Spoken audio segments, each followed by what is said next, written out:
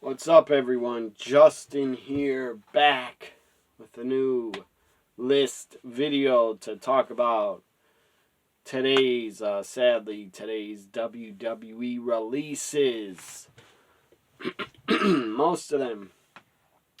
And if you don't know what episode of the list is, check out my The List playlist.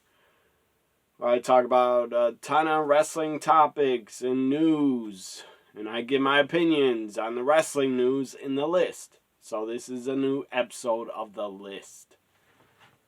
Today, April 29th, 2022, sadly, more releases, but some of these, or at least two of them I heard, and I'll discuss it, at least two of them, they were not going to re-sign. They were offered contracts. They didn't want to re-sign. I don't blame them. And instead of letting their contracts expire, they wanted to release them ahead of time. I don't know why, but unless they had like 6 months left of their deals, why'd you have to fire them and release them? Just let the contracts run out. But, I don't know, that's kind of what WWE does. If you don't re-sign, that's kind of what they do. If you won't re-sign, they'll punish you and have you job out on TV and lose a ton, or embarrass you on TV. Well, they don't really embarrass talents anymore. They used to a lot more. But they'll either have you job out or let you sit at home and do nothing. Sadly, some of the people, wrestlers on the main roster, some women on SmackDown are barely ever used on the fucking show. Pretty soon, I hope not, but pretty soon I could see some of the women of SmackDown that barely get booked. Seriously, pretty soon I could see them being released. I don't want to see it happen. I'm not going to mention their names. Shotzi. Xylee. They seem like they don't ever want to book them to be anything, like ever go after a title, in my opinion. It seems like they're never going to book them to be anything but mid-carders and barely on TV. I know Shotzi's in the UK wrestling Xylee, or she was. I think some of the wrestlers got COVID, I heard. So they couldn't be in the UK. So maybe that's why Shotzi went there. I don't know. But here are the releases. Some of these I'm pretty surprised about. I will say 3 of them. I was very surprised that they were released. Let's start with the biggest surprise, in my opinion. I did not know at all. How could I know? I never saw her contract in front of me, so I didn't know. But this was the most surprising. Dakota Kai, gone, released. It has been announced by Fightful that Dakota Kai did not re-sign. She was not going to re-sign, so they probably thought, let's punish her and release her instead of pay her the rest of her deal. So she was offered a deal, I'm pretty sure, and she declined to sign. They tried to sign Adam Cole. He declined. They tried to keep Kyle O'Reilly. He declined. Who else? I think maybe a few others have turned them down because they probably were not fucking happy with their spot. as it is, WWE and NXT they got too many wrestlers. Still, they got too many wrestlers because they can't get everybody on TV. So, anyways, here Dakota Kai Released. In my opinion, she was just a great model employee for WWE. She worked her ass off. At one point, she tore her ACL. She's out about 10 to 12 months, maybe longer. But she came back better than ever. And then she was a heel. Dakota is basically, I think she had a good WWE career for being in NXT so long. Now, I'm sure Triple H liked her a lot, respected her, booked her pretty damn good. But Vince wasn't going to call her up, sadly. She had tryout matches. She had dark matches on the main roster.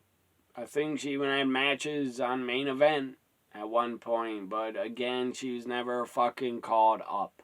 Now, if I had a company, if I could start a company, if I had enough money to ever start a company, I would definitely hire Dakota Kai and push her like crazy. She is super talented, great worker, great wrestler, looks great. And she was great way before WWE. She was damn good in Stardom, in Shimmer.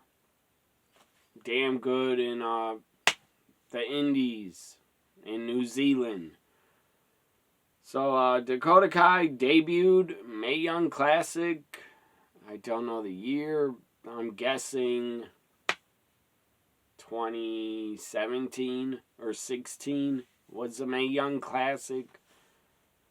I think she's in the first. She was in the first Mae Young Classic, and she had a really good showing. Again, she transferred her gimmick. Not transferred, what's the right word? She reinvented herself like 2 to 3 times in her WWE run. She came in all happy, smiling, had her hair in 2 buns, and was like the just generic babyface. She was always smiling. She reminded me of Bayley a lot, the hugger Bayley.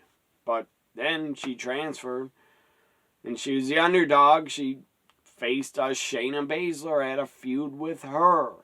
Shayna kept putting her down, saying, "You can't beat me," and Dakota Kai was scared to face Shayna.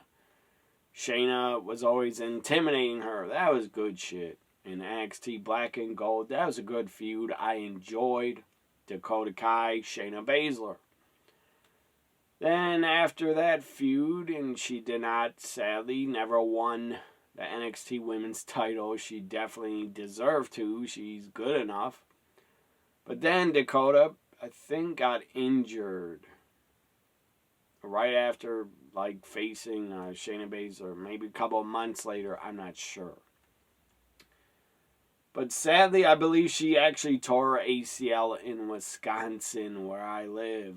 I think it was at a live event house show in Green Bay, where she tore her ACL, I think, and injured her knee. But then she came back, was a babyface still, and was a part of War Games with Tegan Knox and her team. And everybody will remember this if you were a fan of NXT at the time. This is when NXT was definitely still at its peak. Black and Gold. I mean, the arena was sold out. I forget where they were. Chicago, I think, maybe, for War Games. But, my God. The thing is, War Games 2018... or 17 or 18.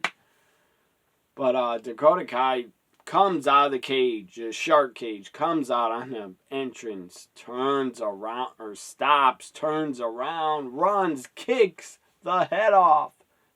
Fucking kicked the head off of Tegan Nox. That was awesome. Amazing heel turn. Great, memorable heel turn. And Dakota just beat the shit out of her in the shark cage, was slamming the cage on Tegan's injured knee because she tore ACL in the Mae Young Classic. Sadly, Tegan and Dakota were out for about a year in their NXT runs. Tegan was out like 2 years out of her like 4 years in the company, I think. I don't know how long she's there, Tegan, but she was out like 2 years. Because she sadly tore her ACL twice. But, man, Dakota Kai, that turn on Tegan Nox was so great. I will never forget it. So great. And then she's a heel, carrying around Tegan's knee brace. And once NXT went on USA Network, she kept coming out with the knee brace. That was great, good shit. And again, when she returned from her knee injury, she was a tag team with Tegan Nox. They were a very good team, Team Kick. But the heel turn was so good. Then she would join Raquel Gonzalez, was like her bodyguard, and debuted and helped Dakota defeat Tegan Nox at NXT TakeOver Portland. I believe that was 2019, the last TakeOver before the pandemic, or it wasn't 2020, was it? Could have been. I'm not sure. But the last TakeOver, I believe, was with fans, was like with a full arena in Portland. I think that was 2018 or 19. But and Dakota's with Raquel. They were a team for like well over a year. They were very good together. They won the NXT Women's Tag Titles. They also won the Dusty Cup, Dusty Classic. Then, of course,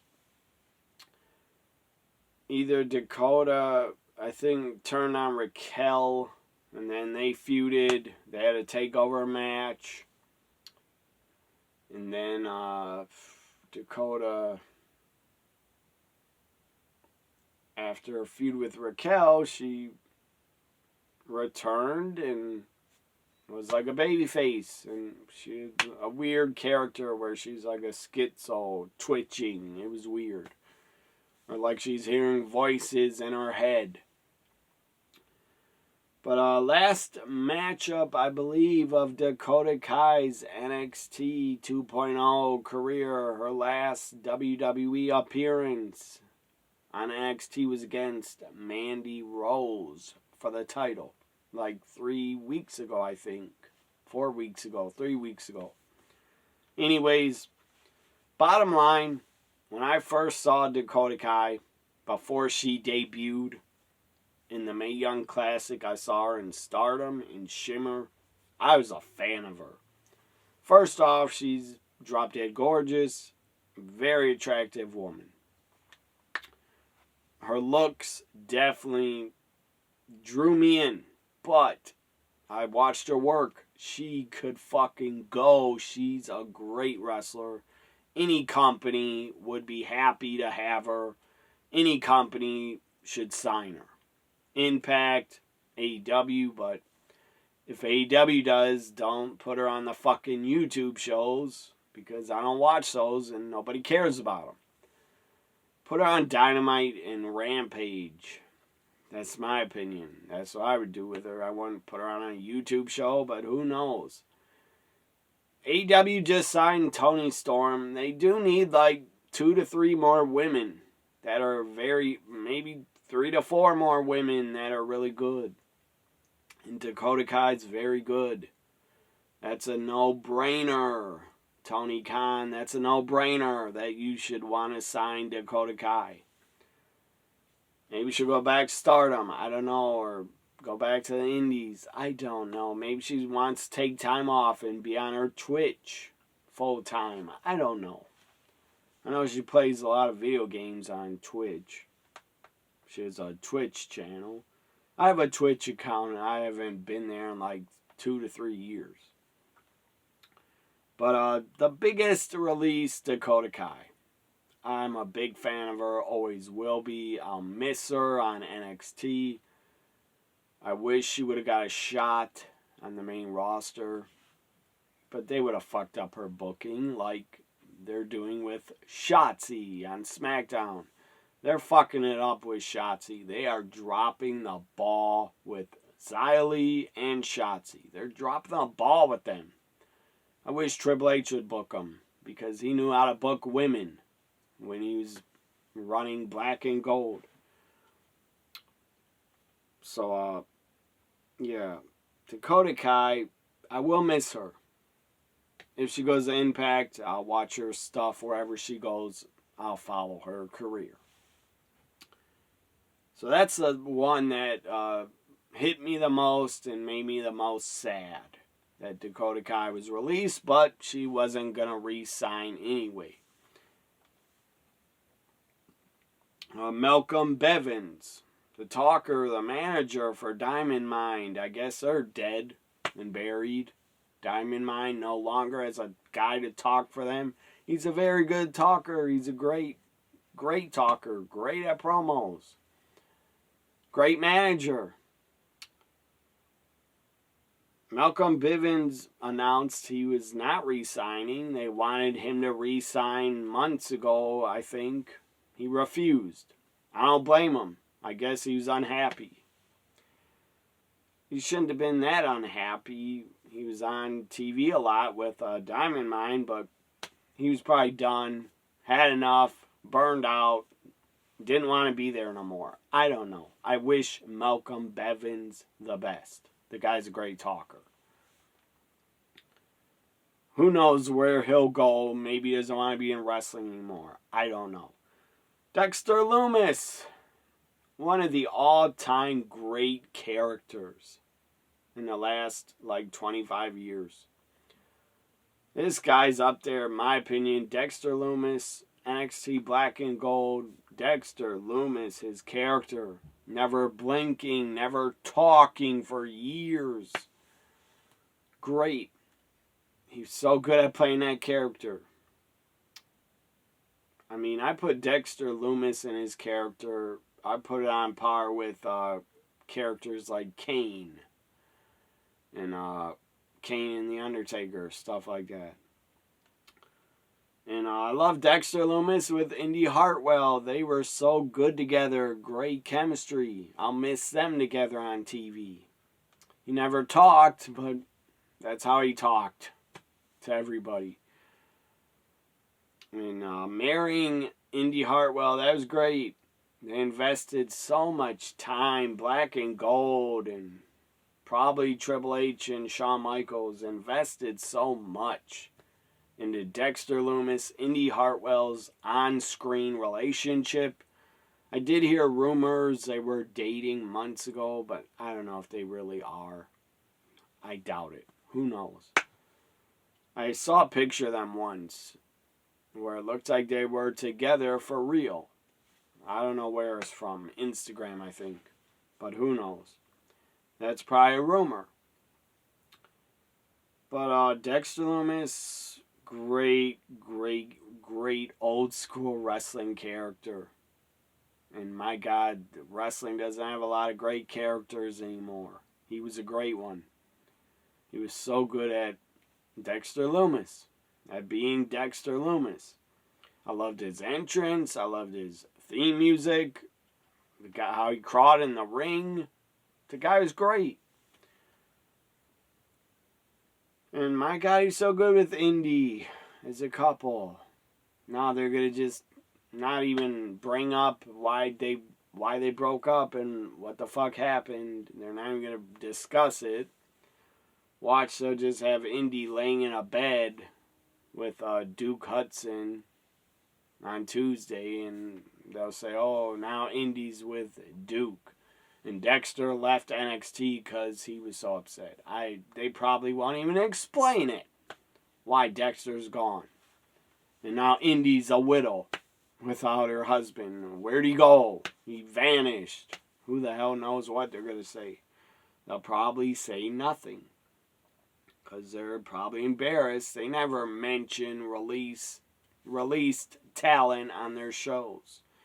I'll miss Dexter Loomis. I thought that guy would have a job for life in WWE.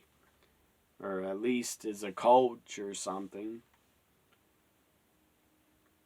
Dakota Kai could have had a job for life, I think, but she didn't want to resign. She could have been a very good coach for the women at the PC. Hardland, Parker, Brock's younger twin. Looks like Brock Lesnar. Looks like his twin brother or his son.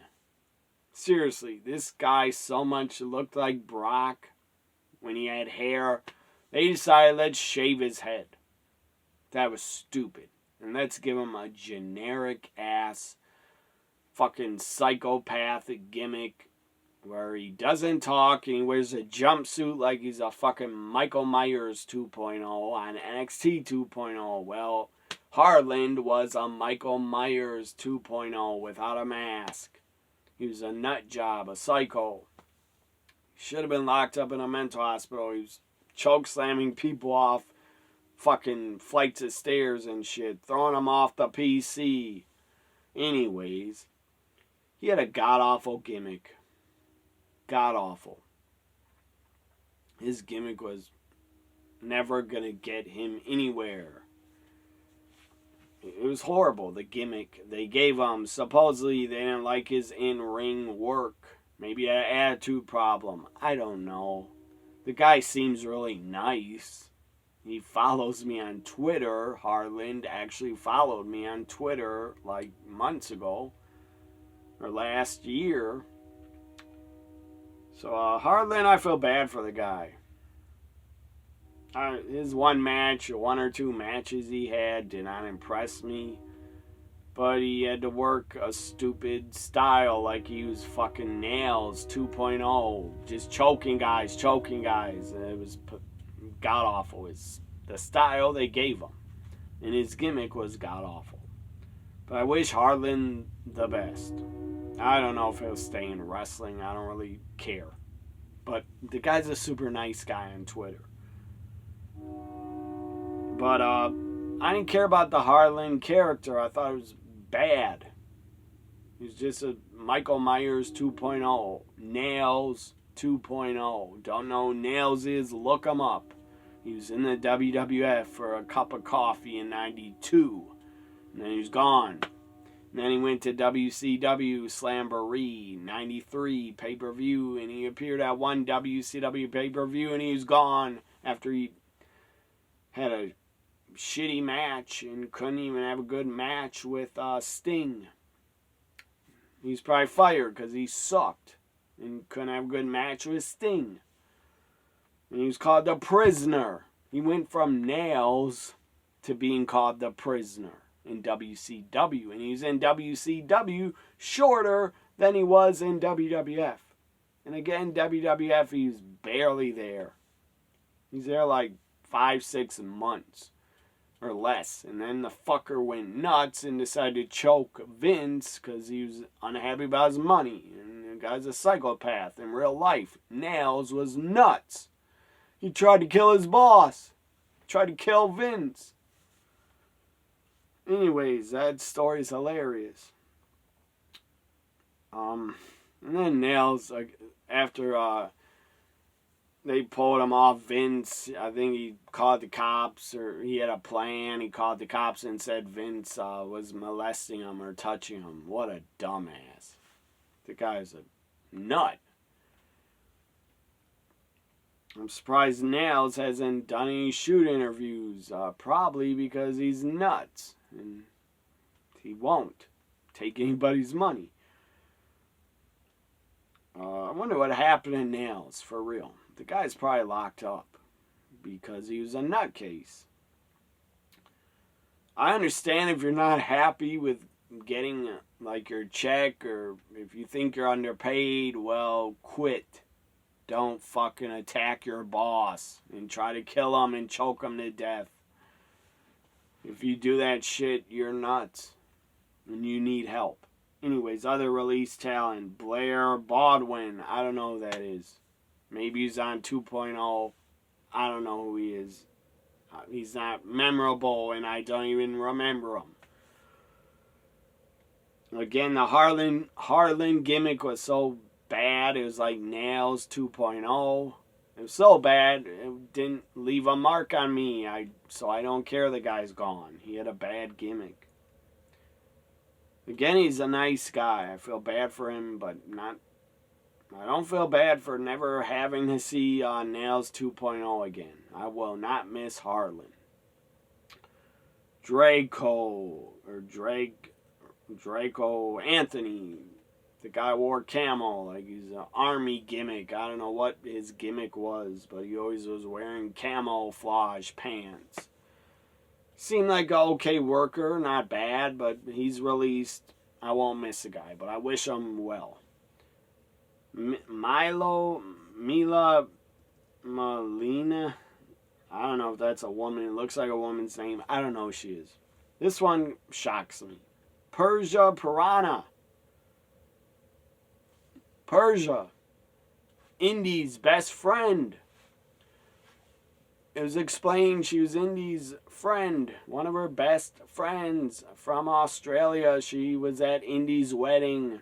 She was at her bachelorette party. And she was friends with her tag partner. Then she turned on Indy and they feuded. And their feud was stupid. It was over who can make out better and lay on top of their guy more in the ring. I didn't get it. I didn't get what the fuck they were feuding over. Who could have sex with their guy in the ring first? I don't know what that storyline was. But Persia Piranha, damn good looking woman, super attractive. I'm talking model looks. Her face, gorgeous. She could model. She's that hot. And she probably, whatever she does, if she stays in wrestling, she should get hired anywhere. She's a good worker. Big woman. Very tall. And strong woman. My God, Persia's hot. I can't get her looks out of my head. She's so attractive. Good worker, too. But she's barely in NXT. Barely. Like, I don't know. Like 6 to 7 months only, maybe? Or less? On TV, like 7 months, 8 months, maybe? She's barely around. I don't know why the fuck they got rid of her. They just brought her in last year. They brought her in, debuted her. Why get rid of her so quick? I liked Persia. She had a great look. She had the it factor. She could work. I don't know why they got rid of her. I do not understand it. But whatever she does, if she leaves wrestling, if she joins the OnlyFans, she could make a ton of fucking money because she's gorgeous. So Persia, I wish her the best. Nothing but the best. I will still follow her, and because I actually follow her on Instagram. So I'll find out what she does in the future. Other release talent, Sanjana George. I don't know who that is. I don't. I really don't know who that is. Maybe she was on NXT before, but I don't remember her. So I'm back. I had to do something for a second. George, I don't know who she was. Looks like a woman's name. Raylan Devine. Or Divine. Sounds like a woman. I don't know who she was. Maybe I saw her before, but I don't remember her.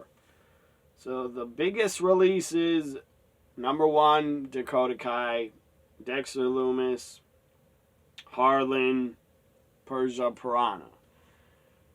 Me personally, I would have never fired Dakota. I would have never released her. I would have offered her big money to stay. But they probably lowered her contract. They probably wanted to pay her less. But anyways, Dakota, that sucks. She's gone. Dexter Loomis, that sucks. He's gone. And Harlan, I won't miss him. Nice guy on Twitter, but Harlan character, I don't need to see Nails 2.0 on a wrestling show ever again. And Persia, my God, I miss seeing her on NXT. Good worker, smoking hot, super attractive woman. So there's my thoughts on the releases, Dakota Kai. I hope you end up in AEW, because I watch AEW more than I watch Impact. But like, comment, share, subscribe. That's my thoughts on the WWE releases, mostly NXT 2.0 talent, and maybe there'll be more releases. I don't know. They better not release anybody from the main roster, because the main roster doesn't have that much talent like they used to. But anyways, I have a true, just bad feeling. I have a true fear that this year they're gonna release Xia Li and Shotzi, and I love Shotzi. The booking of Shotzi on the main roster has been shit. On SmackDown tonight, she lost in 1:41 to Ronda Rousey. I get it. Ronda was going to fucking win. That's a no-brainer. I mean, Stevie Wonder could see Ronda would defeat Shotzi. But in 1:41, what the fuck? That's horrible booking of Shotzi Blackheart. She has a great fan base, Shotzi. And she looks great. She has an it factor. She can work. She can wrestle. She can talk. She had a great gimmick in NXT. I thought the tank, coming out in the tank. But no, Vince, you don't get Shotzi. You probably don't get it and don't see anything in her. That's sad and pathetic, Vince. I'm pretty sure Triple H doesn't want the drama with Vince, or else he should get in his father-in-law's ear and be like, Shotzi's awesome, let's push her. But no. I hate saying this. I don't want to be negative. I'm not a negative wrestling fan, but I don't ever see Shotzi being pushed or booked good unless Triple H was booking her or Paul Heyman. They would book her good. Not anybody else. Not Bruce. Not Vince. Not Johnny Ace. I don't even know if that fucker Johnny Ace is booking. But Bruce Pritchard, Vince, I doubt see anything in Shotzi. They just put her on TV so Ronda could destroy her quick. And she did destroy her. I don't even know if Shotzi got like any offense in. Didn't look like it to me. I don't even remember the match. I blocked out of my head, but it was 1:41. In my opinion, these are a few women that I would never release, and I would be absolutely furious and shocked if they were ever released. Becky Lynch, Bianca Belair, Asuka, Liv Morgan. If they ever got released, I would be fucking pissed. Really pissed. Like, I might have to take a break watching WWE if they release one of those women. Because I love Asuka. She's my favorite. Love Bianca. I love Liv. Here's one of my Liv shirts that I just got. So you want to see more? There you go. Anyways, if they ever release Becky, Bianca, Liv, Asuka, Shotzi, that will really, really piss me off, because those women are fucking superstars, A+ players. Like, comment, share, subscribe. Bye for now.